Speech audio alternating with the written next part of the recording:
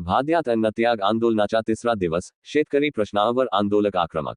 औसा तालुक्यातील भादा येथे शेतकरी व नागरिकांच्या विविध प्रलंबित मागण्यांकडे शासनाचे लक्ष वेधण्यासाठी भादा येथे 20 ऑगस्टपासून अन्नत्याग आंदोलन सुरू करण्यात आले असून आज आंदोलनाचा तिसरा दिवस आहे। अमोल पाटील भादेकर, रेवंत तात्या गायकवाड आणि सूर्यकांत उबाडे हे अन्नत्याग आंदोलन करीत आहेत। ते मागण्यांवर ठोस निर्णय होईपर्यंत आंदोलन सुरू ठेवण्याचा निर्धार आंदोलकांनी व्यक्त केला आहे। नियमित कर्जाची परतफेड करणारे शेतकरी यांना 2 लाख रुपयाचे अनुदान, ITR भरणारे शेतकरी यांना कर्जमाफीचा लाभ, तसेच पीक विमा योजनेतील ट्रिगर पुन्हा लागू करण्याची मागणी आंदोलकांनी केली आहे। तसेच खरीप 2025चा पीक विमा शासनाने जाहीर केल्याप्रमाणे 17,500 रुपयाप्रमाणे मिळावा, तर खरीप 2024च्या पीक विम्यापासून वंचित राहिलेल्या शेतकरी यांना तातडीने विम्याचा लाभ द्यावा, अशी प्रमुख मागणी करण्यात आली आहे। याशिवाय भादा शिवली आणि भादा उटी रस्त्याचे तसेच पुलाचे अपूर्ण काम तातडीने पूर्ण करावे, तावरजा साठ्यातील पाणीपुरवठा विहिरीसाठी एक्सप्रेस फीडरद्वारे 24 तास वीज पुरवठा उपलब्ध करून द्यावा, अशी मागणीही करण्यात आली आहे। भादा येथील प्राथमिक आरोग्य केंद्राला दर्जावाढ देऊन ग्रामीण रुग्णालयाची मंजुरी द्यावी, अशीही आंदोलकांची प्रमुख मागणी आहे। दरम्यान, आंदोलनाचा तिसरा दिवस उजाडूनही प्रशासनाकडून मागण्यांवर ठोस तोडगा न निघाल्याने आंदोलकांमध्ये नाराजी व्यक्त होत आहे। शेतकरी आणि नागरिकांच्या ज्वलंत प्रश्नांकडे शासनाने गांभीर्याने लक्ष देऊन तातडीने निर्णय घ्यावा, अशी मागणी होत आहे। आता प्रश्न एका गावाचा नाही, तर शेतकरी आणि ग्रामीण जनतेच्या हक्कांचा आहे। शासन या आंदोलनाची दखल घेऊन मागण्यांवर काय निर्णय घेणार, याकडे भादा परिसराचे लक्ष लागले आहे। अन्नत्याग आंदोलन, अन्नदात्यासाठी म्हणून अन्नत्याग आंदोलन आम्ही सुरू केले।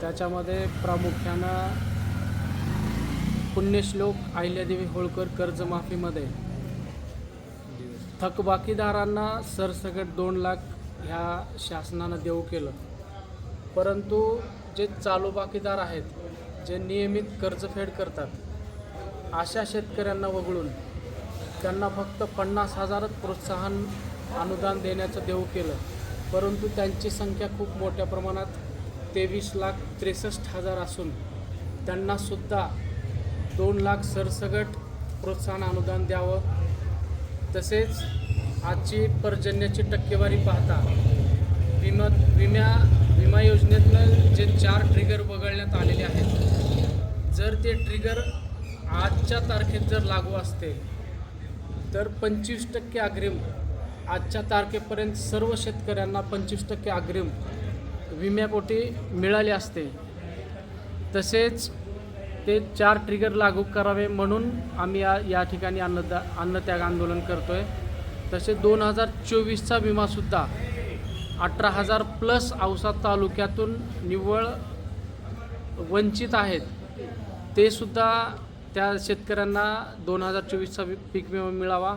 तसेच 2025च्या विम्याबाबतसुद्धा शासनाने 31,000 कोटीचं ज्यावेळेला पॅकेज जाहीर केलं, त्यावेळेला मुख्यमंत्र्यांनी सांगितलेलं होतं की प्रत्येक शेतकऱ्यांना 17,500 रुपयाप्रमाणे विम्यापोटी मिळतील, परंतु खूप कमी विम्यापोटी पैसे दिलेले आहेत, त्यामुळं ते 17,500 प्रमाणे जाहीर केल्याप्रमाणे विमा मिळावा।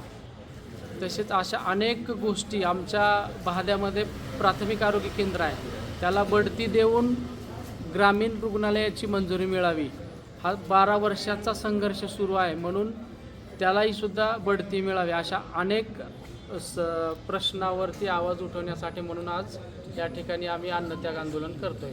हा तिसरा दिवस आहे, आज तिसरा दिवस संपत आलेला आहे, तरीसुद्धा तालुका जिल्हा प्रशासनानं किंवा शासनानं या आंदोलनाची कसल्याही प्रकारची दखल घेतलेली नाही।